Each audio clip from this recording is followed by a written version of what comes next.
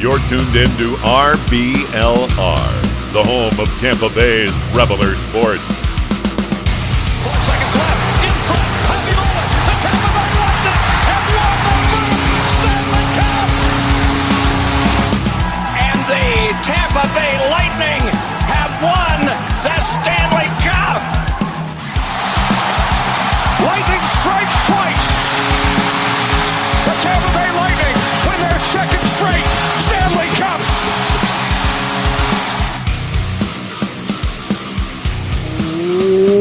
Welcome back to RBLR Lightning. My name is Jake Ricker.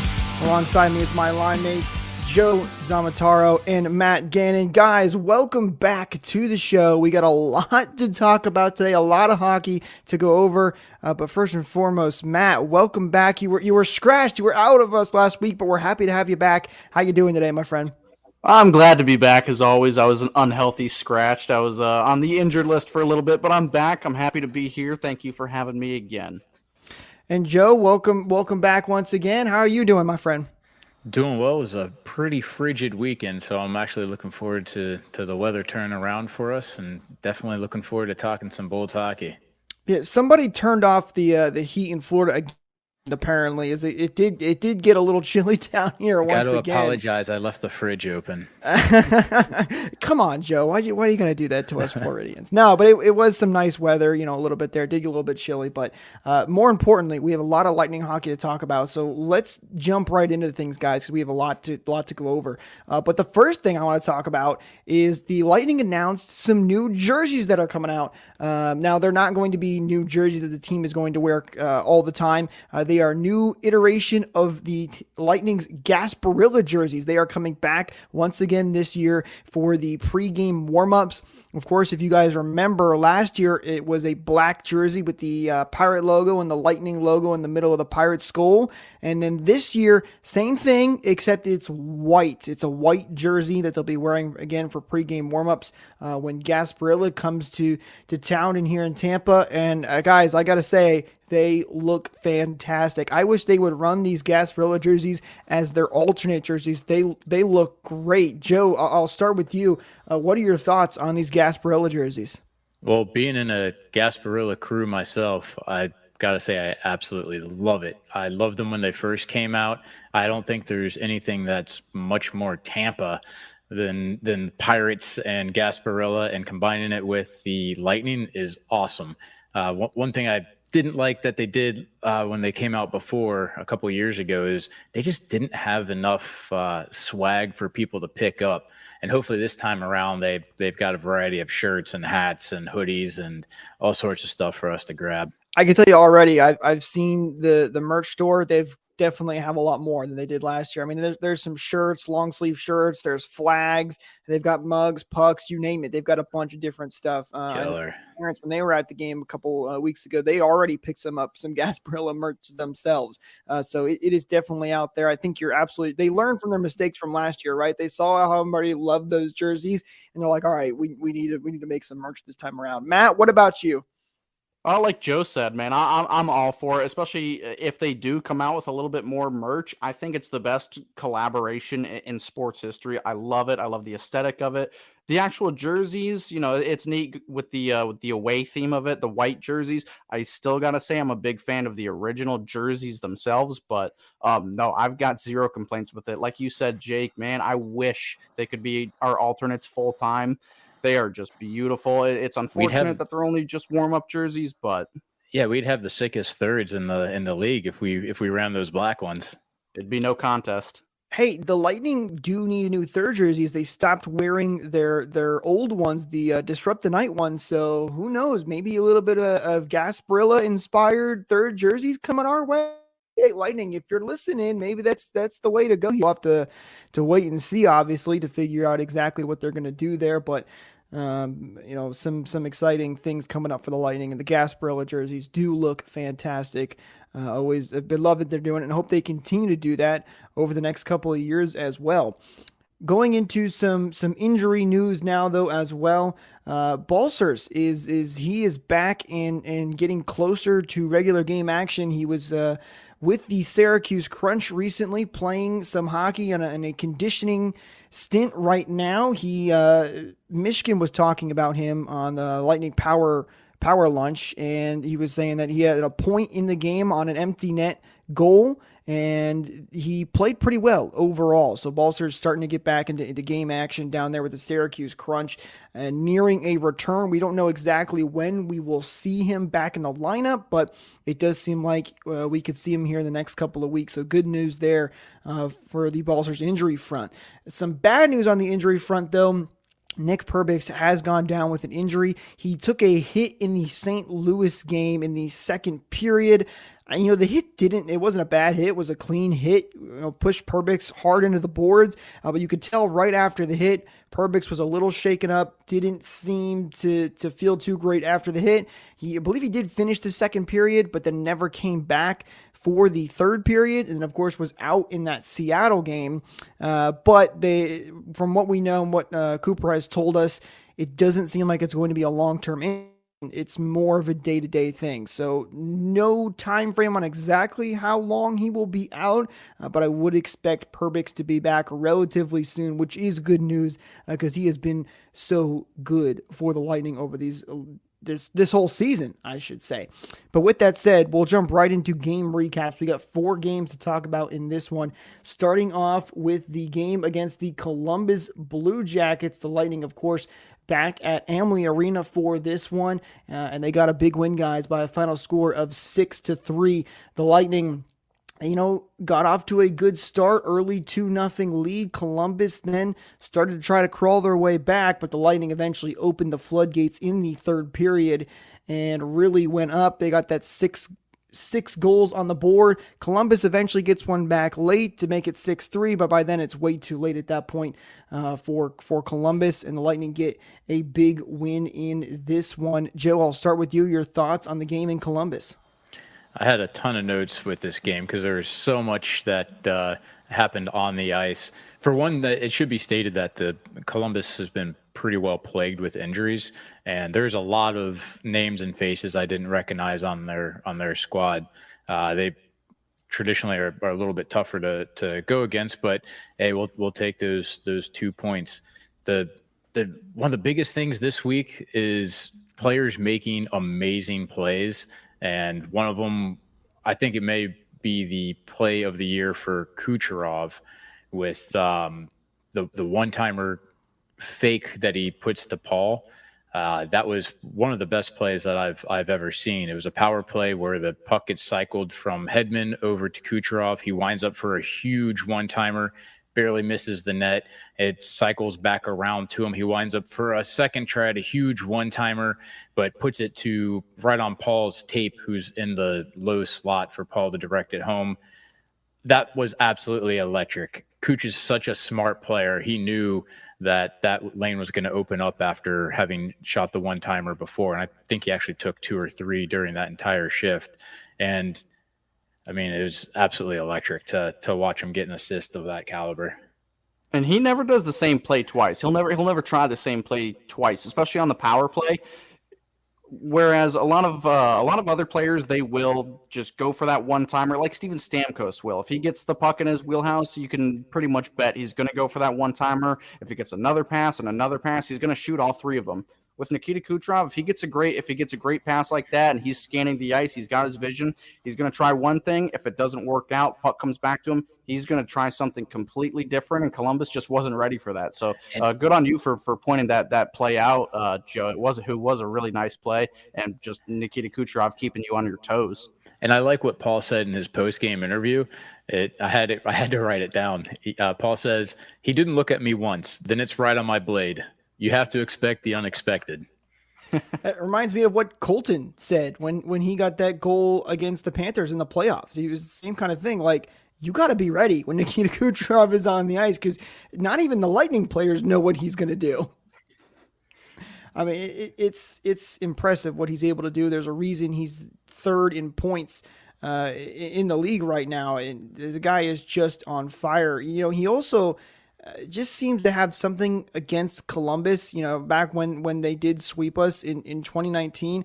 Guys, I think the Lightning still have a bone to pick with the Blue Jackets. Kucherov, he now has 28 points over his last 12 games versus the Blue Jackets, 12 goals and 16 assists, and that was tweeted out by Chris Kren, which just goes to show you that Kucherov, he just gets on another level when it comes to these games against Columbus.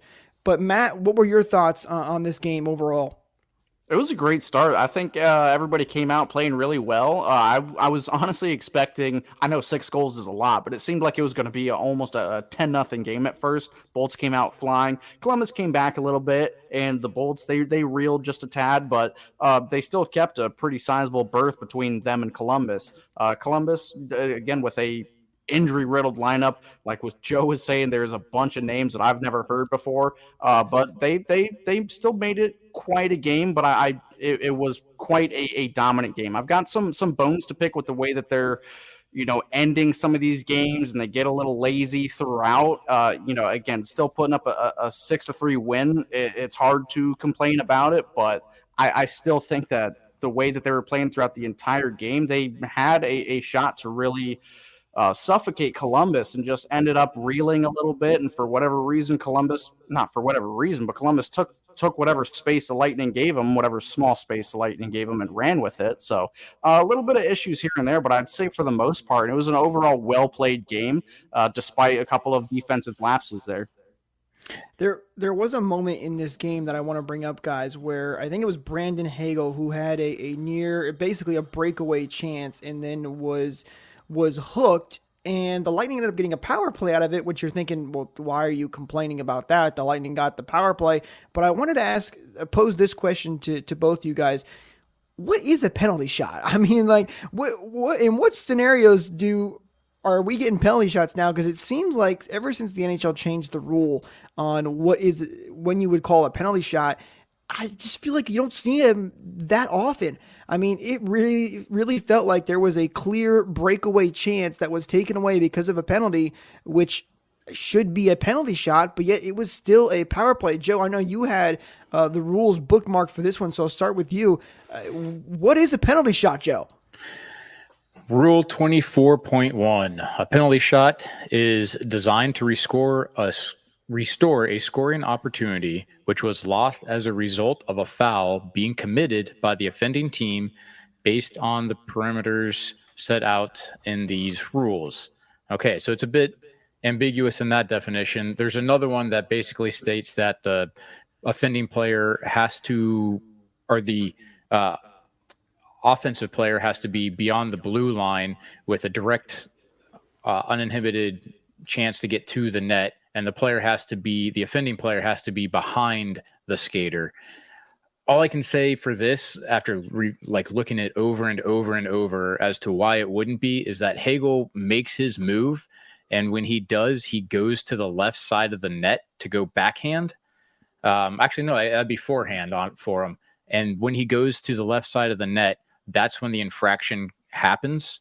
So maybe he was either not going straight to the net anymore, or the player was no longer behind him enough to justify it. Personally, I think that's a shot all day because it was a breakaway that was taken away, and they really have not wanted to give penalty shots, it feels like, for the last few years.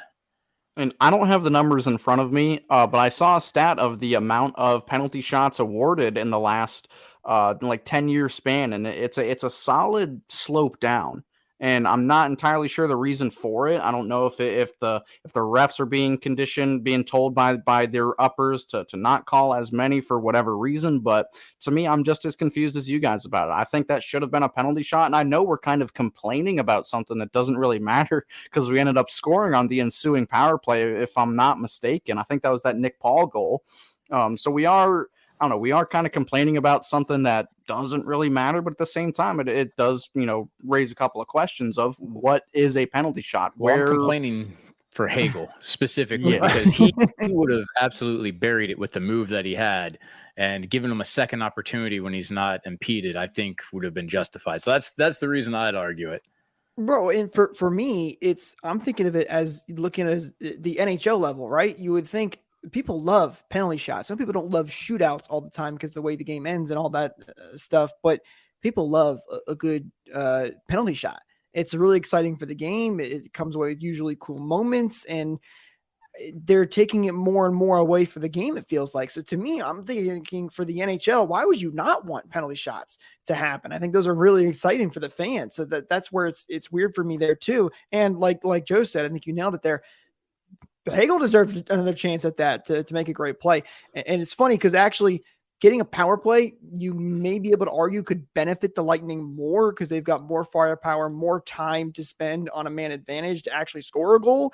But let's be honest, penalty shots are way more fun to watch there. So, and plus, you know what? If Hagel got the penalty shot and if he would have scored, maybe he would have beat me in fantasy this week, Jake. There. Yeah, it's been a rough season for me, but it is what it is. Well, before we transition off this game, I do want to point out a couple of things that the Lightning did wrong, and they really have been having we're having a tough time closing out some of these games. This being one of them. The last goal was Kucherov. He was doing too much in the neutral zone, and turned over the puck. Ended up having an odd man rush the other way, and I have it written down as Marchenko scored on a kind of a weird bounce that hit the inboards, and he came back to the puck before Vasi could slide over. But just cleaning things up late in games when you have the lead is something that's amazingly important when you come into the playoffs, and it's something that they were really sloppy with this game. Even though Kucherov had 4 points, he ended up a -2. I didn't know that. It's because of the power play. Their power play points count towards plus minus. Yeah. Joe, you're right. They have had an issue with that, and it's a perfect segue into the Vancouver game, which we'll get into now. The Lightning come away with the win in this one, 5-4. The Lightning got off to a rough start, going down 1-0 early, but they tie the game up. Alex Killorn eventually gives the Lightning the lead. He had a great game in this one. They kind of battle back and forth, but then late in the second period, the Lightning start to run away with things, where Kucherov, he scores, and then Brandon Hagel scores on a great pass from Alex Killorn. It actually almost looked like it was Nikita Kucherov out there making a no-look behind the back pass, but it was actually Alex Killorn, so shout out to him for an amazing assist there. Then Steven Stamkos, he gets career goal number 499. But then a couple issues happened. Vancouver gets one back to make it 5-3. And then on the empty net with Vancouver had the goalie pulled, they score again to make it 5-4. And then literally in the dying seconds of this one, Vasilevsky has to make an unbelievable save. It was basically a 2-on-0. And keep in mind, all of the Lightning defenders are already standing inside the blue line at this point, but Vancouver just powers through 2-on-0, pass across, and Vasi somehow makes the save. And I cannot stress how unbelievable the save was. If you haven't seen it, stop what you're doing, go check it out right now. I mean, it is that impressive the way he was able to slide to the right, stick his skate into the ice. I don't know if you guys saw this on the replay, but you can literally see the snow from the ice come up as he plants his skate into the ground to push himself back across and make that save. It was absolutely unbelievable to see there. So, but Matt, I'll start with you on this one. Your thoughts on the Vancouver game? It started out a little hairy, and then we kind of settled things down. I guess I'll work my way backwards here. Yeah, that save was phenomenal. It was literally a game saver. He saved the puck with, I think, less than 2 seconds left. One bone I have to pick is I did not see that posted anywhere. I thought it was an incredible, immaculate, beautiful game-saving play of the game save.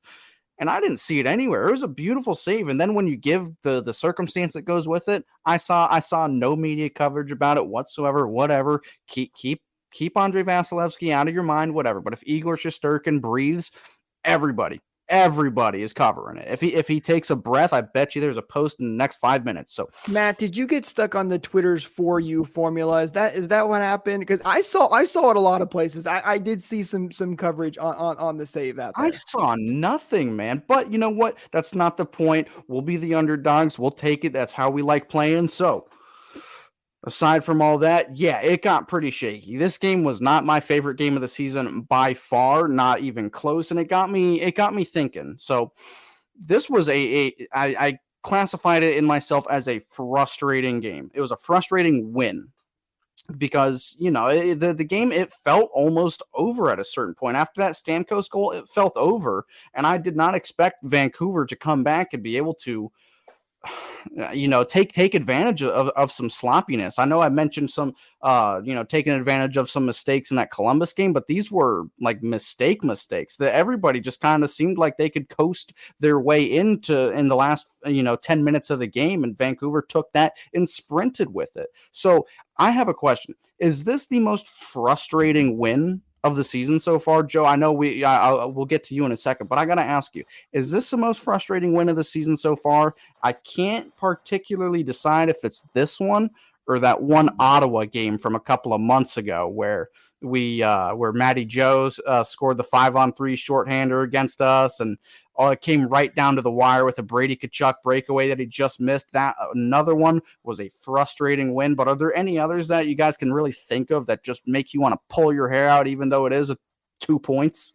Well, they have the same thing in common, right? Not closing out games and just making stupid mistakes when you're coming down that final stretch. God, how do you let a 2-on-0 in the dying seconds? Yeah. Like just stick your stick out there and or just knock the guy down, something, anything. I don't know. It is weird. I don't know how that happened, that defensive lapse there, but for me, Matt, personally, I mean, it wasn't super frustrating, and I think it's just because we were up so much, and it was like, all right, we got this game in the bag. Oh, we'll wait to come back. Oh, okay, we're okay. So it wasn't as frustrating for me, but I can totally see where you're coming from. Here's what I think. I think the Lightning got too involved with getting Stamkos, or trying to get Stamkos goal number 500. We saw them trying to push the puck to him a couple of times. Like, for example, on their late power play that they had in that game, they were probably passing up some shots that they might have taken it and trying to give it to Stamkos to get him goal number 500. So I don't know if you guys feel the same. If you think that maybe if they weren't trying to get Stamkos his 500th goal on the empty net and on the power plays that they had, maybe you don't have as many of those issues. Joe, I'll go to you first, and I want to get your thoughts on the game overall as well. But maybe Stamkos' 500th goal looming could have contributed to this issue a little bit. Well, everybody's been trying to get that to get on the highlight reel to feed him the empty net goal, and that's definitely, or get him his 500th goal. And on the empty net, they certainly gave him a few looks as well. That's something that we'll talk about more in other games because it just seems to be getting more and more apparent. In this one, I said in the last game that this week there's a couple of really big plays, like maybe play of the year plays by players on our team. Mentioning Kucherov's no-look slap pass. That Killorn behind the back play is definitely the highlight for his year thus far. I do want to point out, though, that JT Miller had his controller shut off as he was back checking and completely missed picking up his assignment to allow Hagel there. Or Hagel was a point. Hagel by himself on it. Hagel, all right. And then also Vasi with the 2-on-0 save. That is his save of the year thus far, and I think could probably contend with the rest of the NHL for being the save of the year, because that not only was it amazing beating a 2-on-0 that got a clean pass across and a clean shot, but he did it to preserve a game in the dying seconds. That, I mean, doesn't get any better than that. The team played great for 2 periods. It just wasn't the first half of the first period or the second half of the third.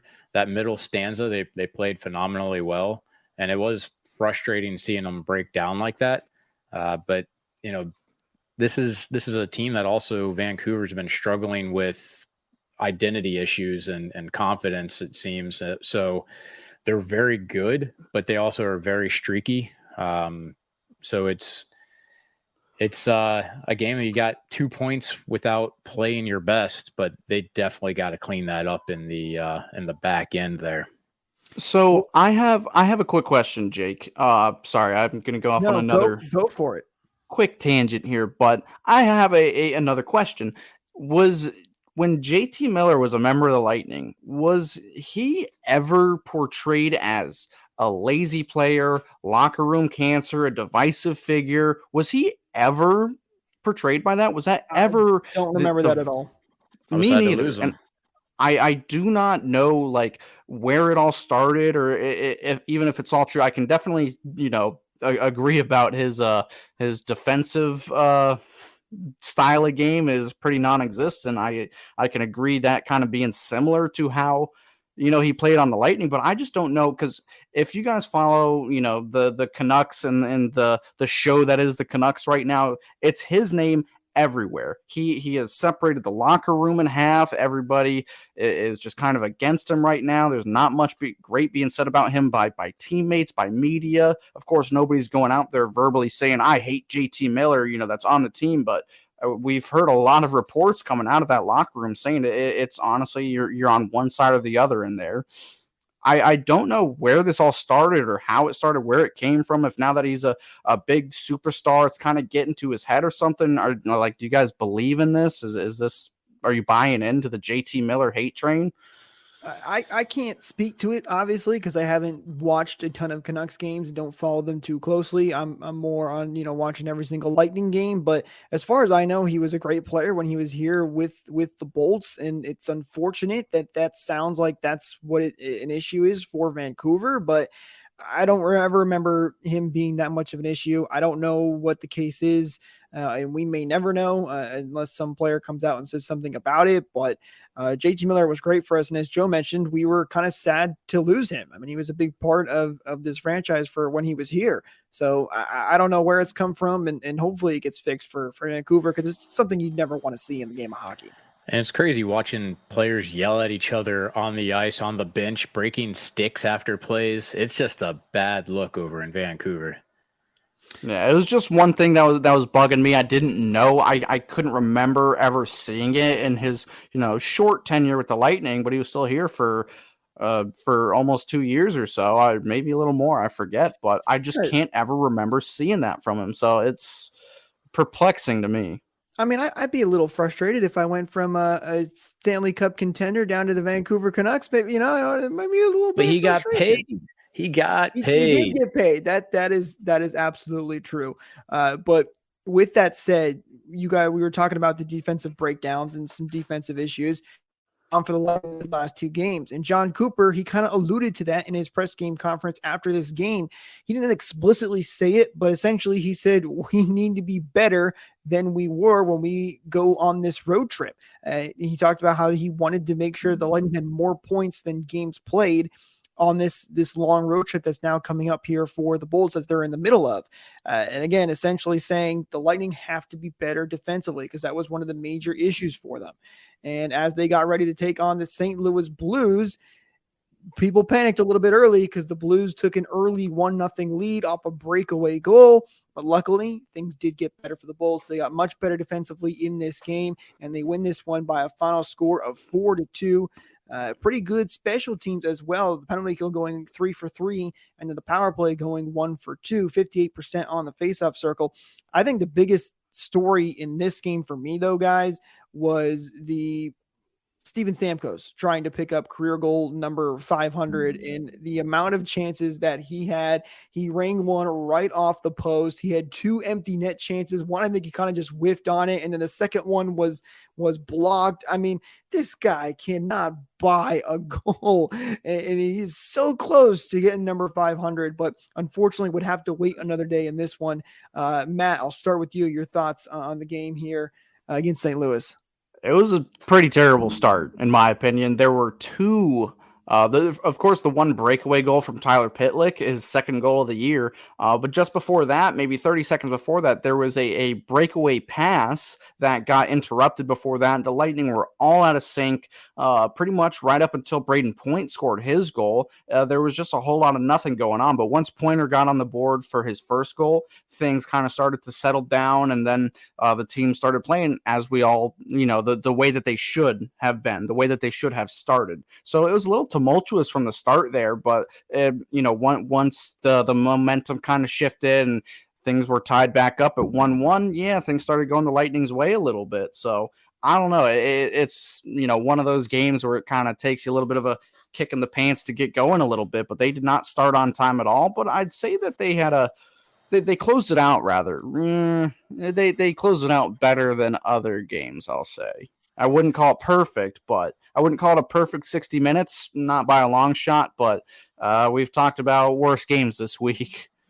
That's for sure. And you got the 2 points. So, Joe, what about you? What are your thoughts on the game? Well, it seems like they kind of continued from where they left off the previous game to start this one, where it just wasn't defensively sound, and they're making a lot of mistakes. But that's, like you mentioned, they cleaned it up, and then they started to play a lot better after Point got that goal. That was a beautiful assist from Perbix, which, again, that was a highlight reel style assist as well. And then, but he doesn't deserve to be a star this week. we'll get we can have that discussion. Hey, spoilers, Matt. Spoilers. I didn't tell them who it was. But we know that it's not Perbix for this week. Maybe the reason is because, unfortunately, in this game, he got injured and he couldn't finish out the week, which I didn't see an update, as I think it might be listed as day-to-day, but I don't know what the actual injury is. Just that he, Jake, we were talking before, he went off, or he got hit in the second, he finished out the period, but didn't come back for the third, and then didn't play in the next game. So I hope that's something that he recovers from quickly, because he's definitely been outstanding. And in a game that he had a goal and an assist, that, was one of his best performing games thus far in his young career. Well, in hockey fashion, of course, there's not been any information on the hit. The NHL loves to talk about, upper body, lower body. We'll see in a couple of weeks. But the last updates that we've heard is basically it is day to day. He's expected to come back relatively soon. I believe he was at practice, if I'm not mistaken, as well. So it seems like he's going to be back relatively soon. But it doesn't look like anything major, which is good news there. So it's definitely unfortunate for him, because he has been playing very well. Have to give him a lot of, we've given him credit absolutely this year too. He's been fantastic for the Lightning. He's been a huge help in filling some of the defensive holes this year for the Lightning with McDonough gone. But he has been really, really good, and he had a great game in St. Louis, and just unfortunately took a tough hit there, and it looks like he's going to sit out a couple of games, but hopefully when he comes back, we'll jump right back into it. With that said, though, we'll move on to our next game after the St. Louis Blues. The Lightning headed into Seattle to take on the very hot Seattle Kraken, as they had won their last 8 games in a row, 7 of which had been on the road. They even beat the Boston Bruins at home. So the Kraken playing extremely well, but the Lightning play one of their best games that they have in a couple of weeks here, as they get the win by a final score of 4-1. And it was actually Belmar who opened up the scoring for the Lightning early in the first off a nice little deflection. And then it was a pretty tightly contested game throughout the first and second period, only a 1-0 game heading into the third. But the Lightning come through big, as Nick Paul, he scores a nice goal there. Vince Dunn does get one back for the Kraken, but then the Lightning pick up a couple empty netters. And of course, on that last one that Hedman scores on, guys, they tried to get it to Stamkos, but unfortunately just didn't have the right option. And I like that he ended up taking the shot and getting the empty net and gets the Lightning that 4-1 win. Joe, I'll start with you this time. Your thoughts on this game overall? Well, having Belmar get included in some of the scoring has been big. One of my criticisms has been depth of scoring and getting our bottom 6 to be producing. And really that goal comes through with Corey Perry retrieving a puck and working hard to get that up to Ian Cole to take a shot where Belmar was on a great spot to deflect it in. So it wasn't just a solo effort. It was communal there for his line in order to chip in to get the production. And then, we have Nick Paul right now currently playing bottom 6. I don't really consider him one of our bottom 6 players, which, can be debated and argued, but he got an unassisted goal, which was pretty sweet, just to steal it, spin around, and go top shelf short side. The scoring was all done though with basically our bottom 6 guys. We didn't get a real show that we're used to seeing out of either Pointer or Hagel or Stamkos or Kucherov. or recently Killorn. So it was important to get that secondary scoring this game. And then on top of that, they closed out a very, very, very tough opponent and held them to just a single goal. This is about as complete as a game as you can get, building off what they had the previous game where they started playing a lot better, playing lightning hockey.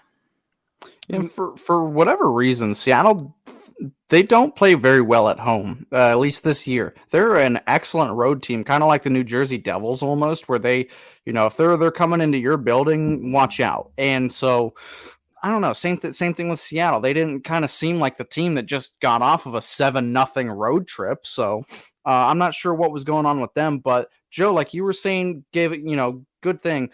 Giving credit to these bottom six lines, I'd say that they won the game for us. Vasilevsky, he wasn't really tested too much. The shots that he did have to stop, they were, they weren't 10 bell, scoring chances or anything like that. But Vasilevsky, he was where he needed to be at all times. But the bottom two lines, I thought they really came out to perform. I thought both Belmar, of course, getting on the score sheet, but Maroon had a really good game himself. Again, like you're saying, Nick Paul, he doesn't, fit the bill for a bottom six player, but he's honestly kind of filled in really well with Pat Maroon and Ross Colton on that third line there, or whatever the lines are now. They kind of jumble together, but I will say they were the bottom two lines were the most noticeable ones throughout the entire game. They were the ones that were, if nothing else, just spending time in Seattle's zone, especially as the game was coming towards the end. Pretty much the entire third period, those bottom two lines were out there spending time in Seattle's zone. Of course, it didn't, amount to a bunch of goals or anything like that. If you want to count that Nick Paul goal as a third line goal, that's getting it done right there. Again, if they're not scoring, they're still keeping it down there, which is a gripe that we had earlier this year where the fourth line and the third lines, they weren't super effective. They weren't doing, their bread and butter jobs like they were doing last year, where it's just hemming them in their zone, just killing time, possession. This game, it was the embodiment of it. It was a great fourth line style of game, low scoring game, which we all know John Cooper really loved. But the one thing that is killing me is Vazzy can't buy a shutout. It's Stamkos teetering on 500. That makes me want to pull my hair out. And then, of course, Vasilevsky cannot buy a shutout either. And these, the shutout breakers. Because how many times has this happened where it's been the shutout breaker with 10 minutes left in the game and it comes off of a bad deflection off of one of our players or something like that, just a dirty kind of goal. How many times does that happen? It's getting so frustrating, man. We just want at least one this season, just at least one. So it's crazy that we're talking about that Vasi does not have a shutout yet. Right? It is pretty crazy. So, I mean, again, he still had a pretty good game. I'd say probably his best out of the week, but still, man, I mean, he needs to be rewarded. It'll come sooner or later, man. It just feels like Vasi can't have nice things. But you know what, guys? Our listeners can have some nice things if they just head over to shop.rblrsports.com. Guys, you got to go over there and check out some of the lightning-inspired merch. Of course, we've also got Rays, Browdies, and Bucks-inspired merch. And if you use code BOLTS, you can get 10% off your order. So again, that's shop.rblrsports.com, and you can use code BOLTS for 10% off your order. And of course, those links are always in the description as well. So be sure to go check those out and pick up some new merch for you guys as well. But you guys are absolutely right. The Vasi shutout, it's so frustrating, and we just hope he can get one very, very, very soon, because he definitely deserves one for sure. Hook, line, and sinker, segue. Jake. You got me. Hook, line, and sinker. Hey, guys, that's my bread and butter that's been this year. I had to do it upright for this episode. With that said, though, we'll move into our 3 stars of the week. And guys, we actually had some back and forth before the show started trying to figure out who our 3 stars were. And that's a good thing, because that means we had a lot of players playing really well. There are a lot of guys that did pretty well this week that deserve some attention here. But we'll go and start with our number 3 star, and that's going to none other than Alex Killorn. So he gets the 3rd star of the week. for RBLR crew here. Matt, I'm actually going to throw it to you because you said, no, guys, Alex Killorn needs to be on this list. So I'll start with you. Why does Alex Killorn deserve to be the number 3 star? Man, I don't know why I had to fight so hard to get him anywhere on this list. It's about time he makes it onto this list. I'm pretty sure it's his first of the year. I think I gave him an honorable mention not last week, but the week before. But man, after such a disappointing postseason last year, he is quietly really stepping it up. I think I covered it a little bit 2 weeks ago, but man, just some of the plays that he made this week, he's defensively sound. He's where he needs to be. He is playing his style of game, and he's one thing that I really noticed with him is he is kind of a rover. You know, he's a second line player, maybe third line in a great year or something like that, but it never really matters who he's playing with. He could be playing with Braden Point or Stamkos or Nick Paul or whoever, man.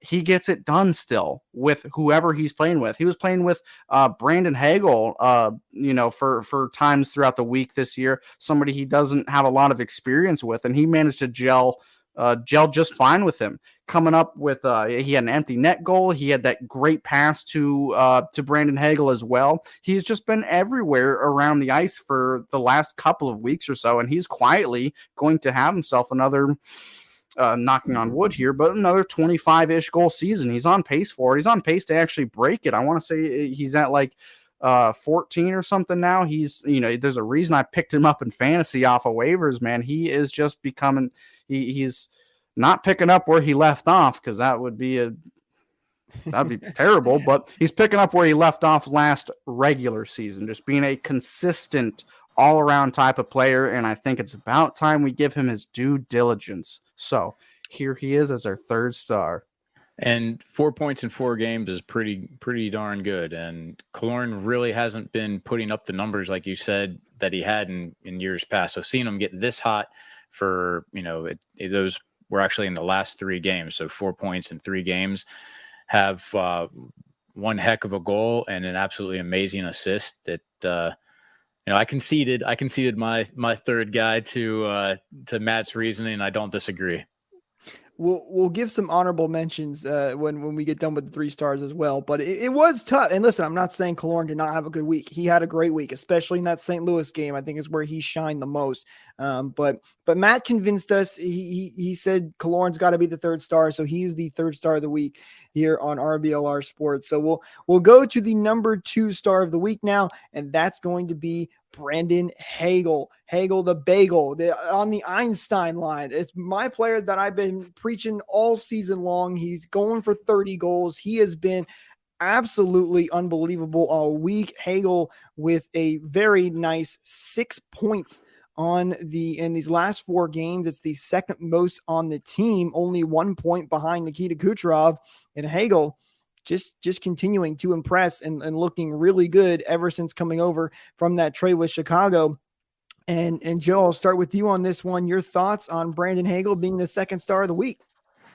6 points in those games. In the Columbus game, he was a -2, which, we all know how that kind of broke down. But he was a +2, +2, and +1 in the other games, so a +5, and that makes a big difference to me. You can put the offensive productivity up there, but if you're not defending your own end, then what's the point of scoring goals?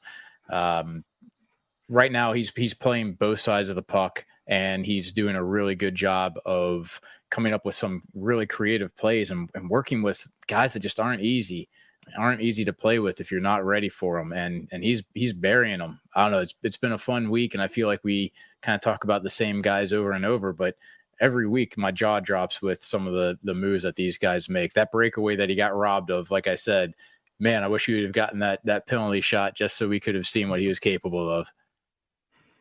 Yeah. Brandon Hagel, he dude, there's very few nights where I find myself saying his name, very little, because he is everywhere.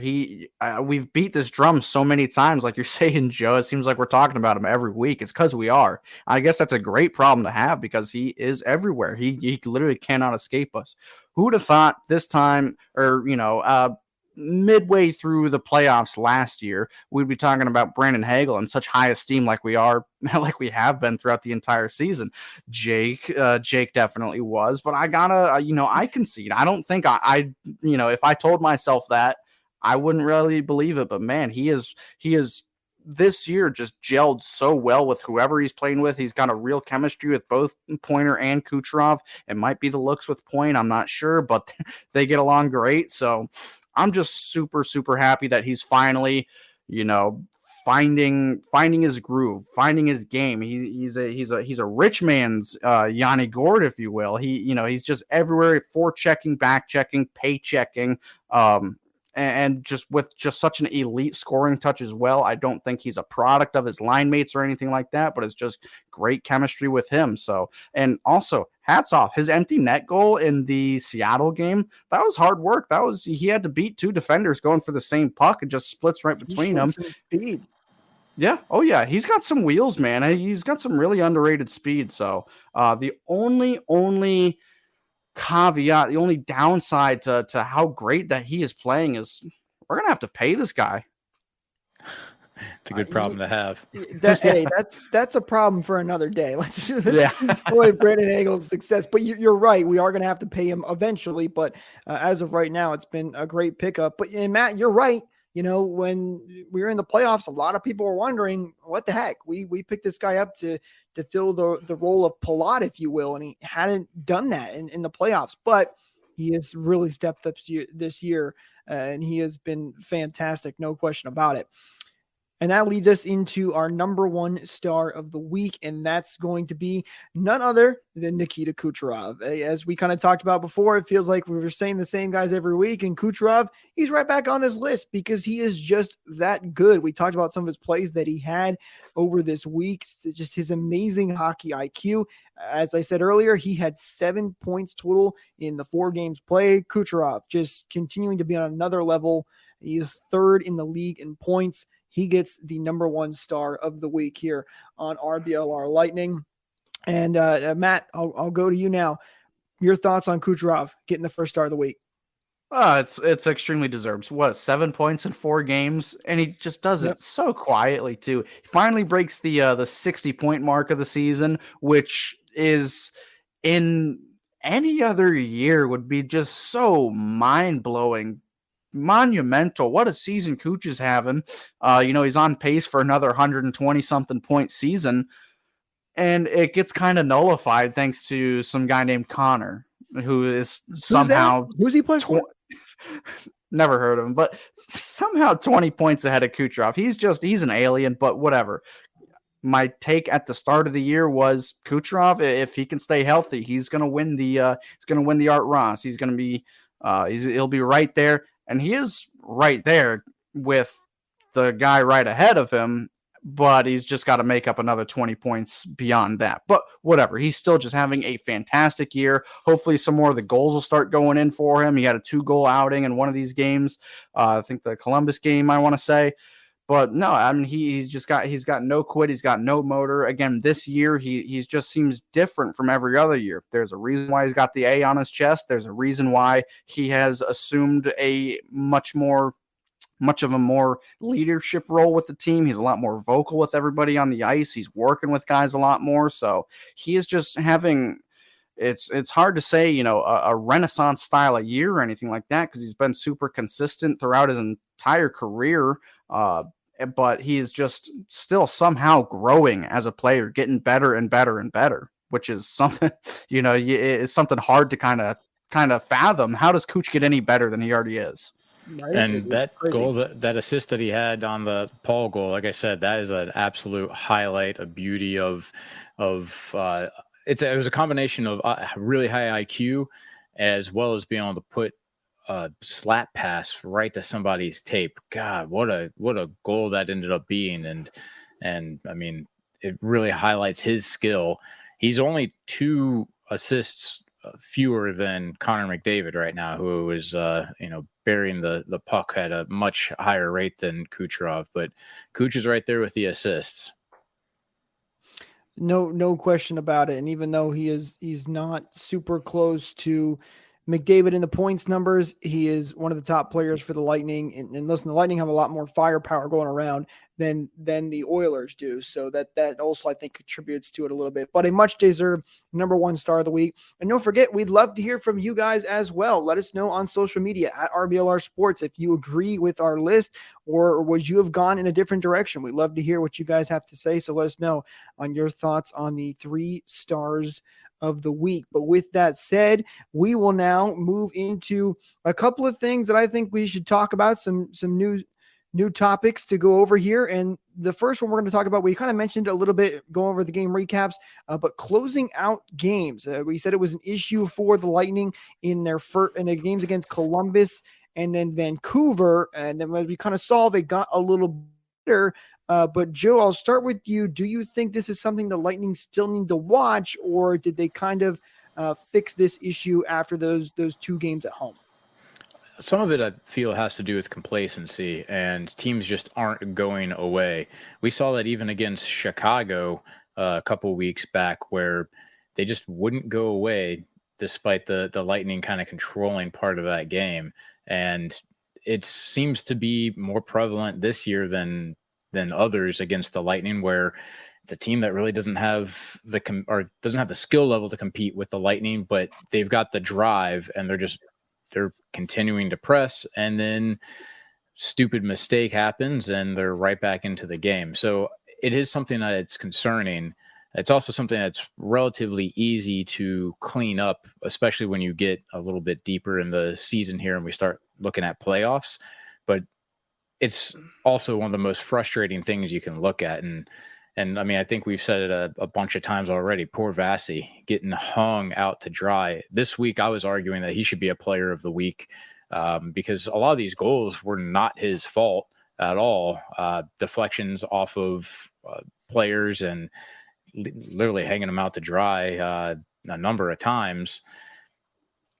It is frustrating. I know Cooper was furious after what game was it? The Vancouver the Vancouver game.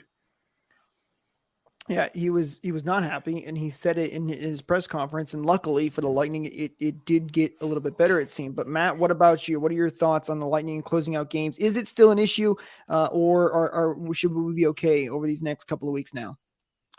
Joe used the buzzword, and it's just complacency. We know we have the skill and the determination, the know-how, the discipline to do it. It's just a matter of if everybody's kind of on the same page at the same time, if all the gears are cranking at once at the end of these games, which I know it was kind of an issue about the same time last year, just kind of around this time, or early New Year, where they just couldn't close out games. There's one game last year I can remember New Jersey ended up stealing it away from us just because we didn't know how to close the game out. They just got a little complacent, and it always happens against lesser opponents. I'll say, I'm not going to call any teams bad or anything, but I think they underestimate who they're up against. They're playing against NHL players. Just because the team is bad doesn't mean a couple of the players on that team can't burn you.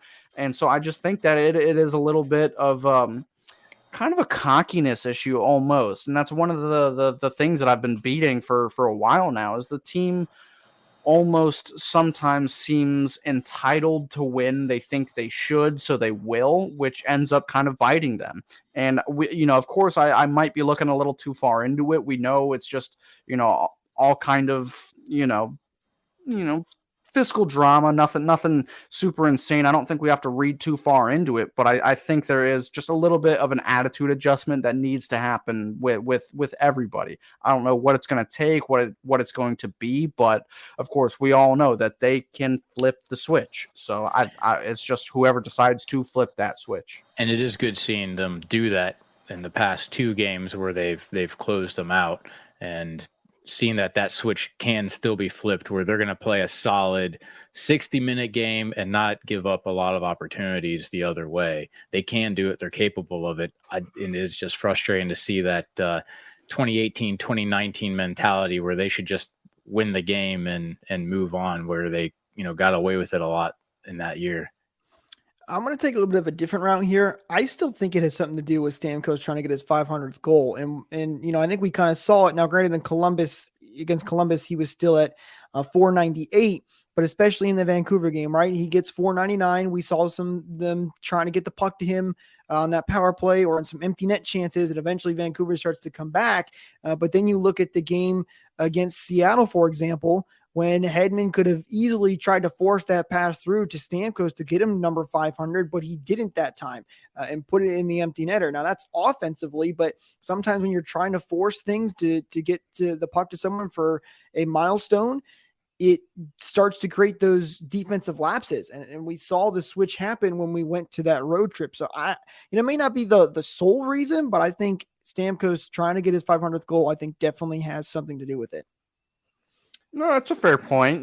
There have been some forced plays and errors that have happened just trying to feed him. But I think it is just kind of, between the eyes. I don't think it's, a huge issue. I think it will come to pass sooner than we know it. And hopefully that's just what it is that 500th goal, just, those errors with the empty net open or just late in the game, just trying to get Stamkos an easy one or something, which I don't particularly agree with. I know you guys don't either. So, but hopefully maybe once he gets 500, it'll be mostly resolved. Of course, it's not going to be perfect, but hopefully we can see some of these issues fading away sooner than later. I'm going to pose a question here to you guys, and I want to get your thoughts on this. Do you think the Lightning are more top heavy than they have been in recent years? And is that going to be an issue maybe come playoff time? The Lightning, we talked about it in the 3-star segment, right? We've talked about a lot of the same guys. The Lightning have had a lot of success from guys like Nikita Kucherov, Braden Point, Steven Stamkos, Brandon Hagel, even Nick Paul, who is pretty much more or less in the top 6, not really the bottom 6. So do you think that they are top heavy this year, and could that become an issue, or does it get addressed maybe as we get closer to the trade deadline? Joe, I'll start with you. Your thoughts. We're not top heavy as much as we are bottom light. It's basically a lot of the same players that have been on this team for what seems like forever that are in the top 6. However, we're not seeing a lot of production offensively from our bottom 6 guys. Thank God Nemesnikov got a breakaway goal this week. That's hopefully, a big monkey off his back because he's been trying and working really hard. He deserved it. Belly got a goal. That's, really nice. Corey Perry, I believe, deflected one in on a power play.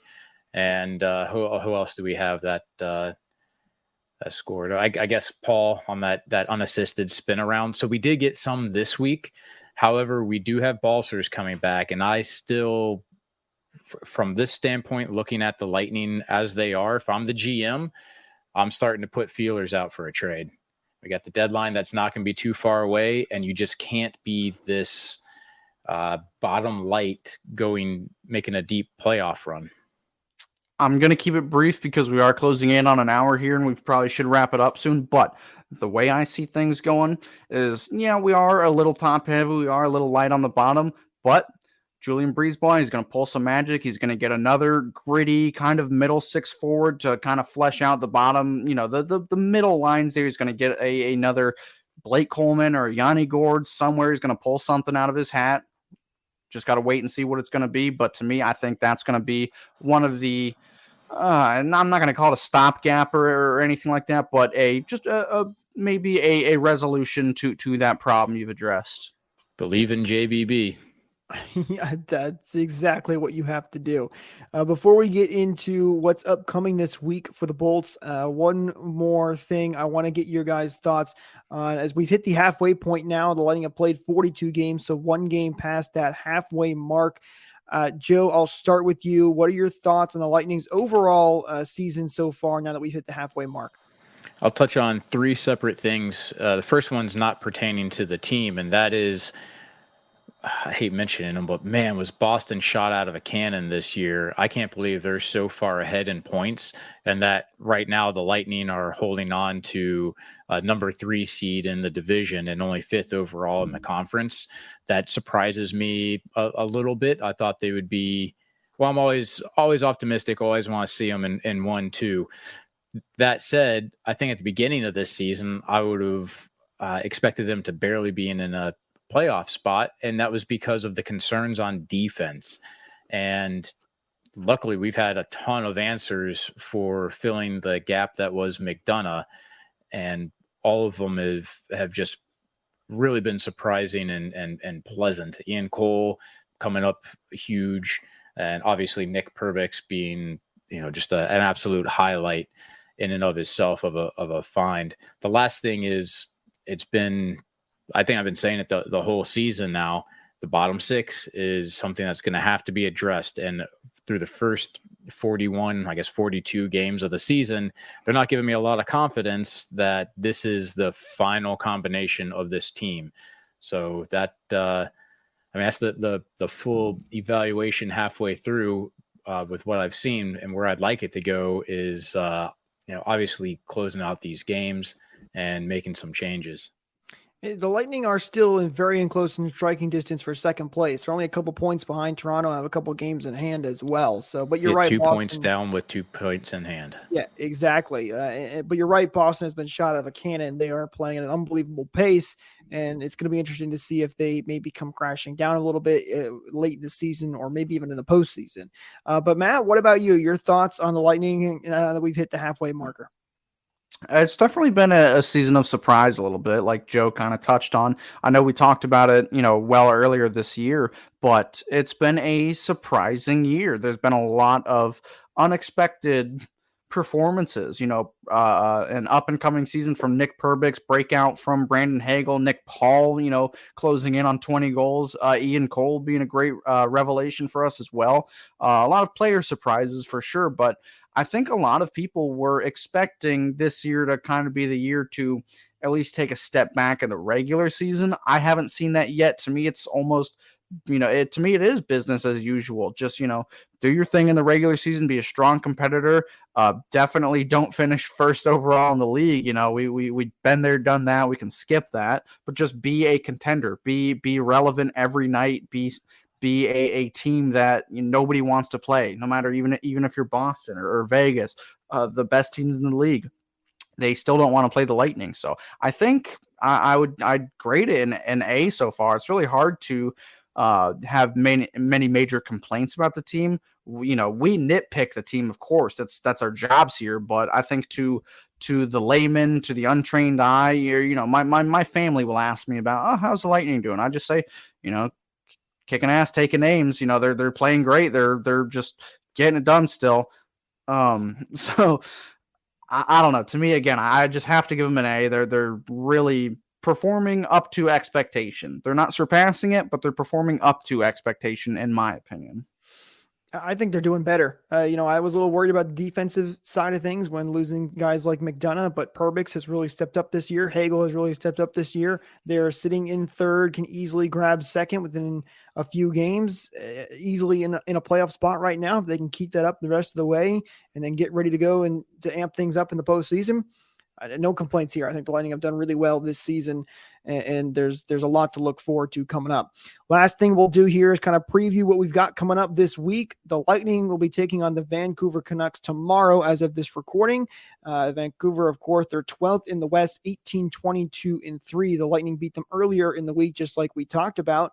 And then that is the first half of a back-to-back, as the Lightning will then be traveling to Edmonton for a 9:00 Eastern start to take on Connor McDavid. The Oilers not having the best of seasons. They're 7th in the West right now at 24-18-3. But when you have guys like Leon Draisaitl and Connor McDavid, they are always a team to be reckoned with. And then, of course, the Lightning will finish out this week against the Calgary Flames, who are 8th in the West at 21-15-9. Another team that's kind of struggled a little bit, probably not having exactly the season they want to as of this exact moment.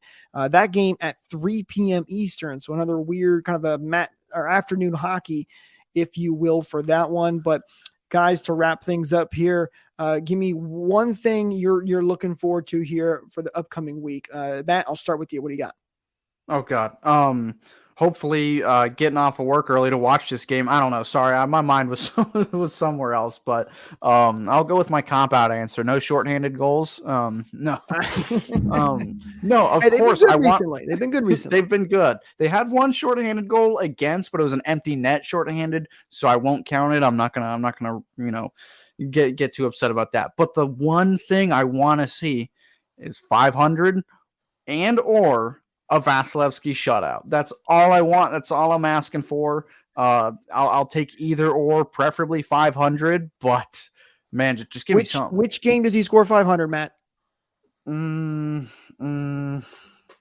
you on the spot. The next one. Why not? I agree. That's the safest pick. One thing I do want to point out is last game against Seattle, Brian Engblom declared. He said he's getting it this game. He said it, 5 minutes into the game. And so -1 for Brian Engblom. But you know what? I'm declaring it right here, right now, the next game. Joe's even got my back on it. Yeah, I mean, it's against Vancouver. I just, hope they can play a little bit more of a complete game against Vancouver this time around. And I mean, they just saw them. So playing them twice within the course of a week, they're going to be pretty familiar. And I mean, that's a game that I'm hoping that they win pretty handily. And I wouldn't be surprised if Brian Elliott gets the start. The Edmonton game is actually going to be my kind of game of the week to watch, mostly because I love watching Connor McDavid. You said he's an alien. That's exactly the way that he should be described. Unfortunately, I'm going to have to watch the Calgary game on replay because you got the Gasparilla Children's Parade going on. But it's going to be a tough, second half of the week for sure for the Lightning. Those are a couple of really good teams. I like watching Connor McDavid too, but not against my team. And then I don't like watching Connor McDavid. But it should be a fun week for the Lightning. The only thing I'll say about that is because you're so familiar with the Lightning, it gives you that much more of appreciation of what he brings to the table because he's playing against players that you're familiar with. He is unbelievably good, but hopefully the Lightning defense can work some magic and shut him down and get the win in this game. For me, guys, it's what John Cooper said. He wanted to come away with more, I think it was more points than games is what he said. And so far the Lightning are off to a good start. And if they can just finish this road trip strong, they got a couple of big games coming up home next week. But I want to thank all of our listeners for sticking with us through this episode. Thank you guys so much. We really appreciate you. If you can do us a big favor, wherever you're listening, hit that like button, hit that subscribe button, hit the follow button. It really helps us out. We really appreciate it. Don't forget to follow us. Go Bolts.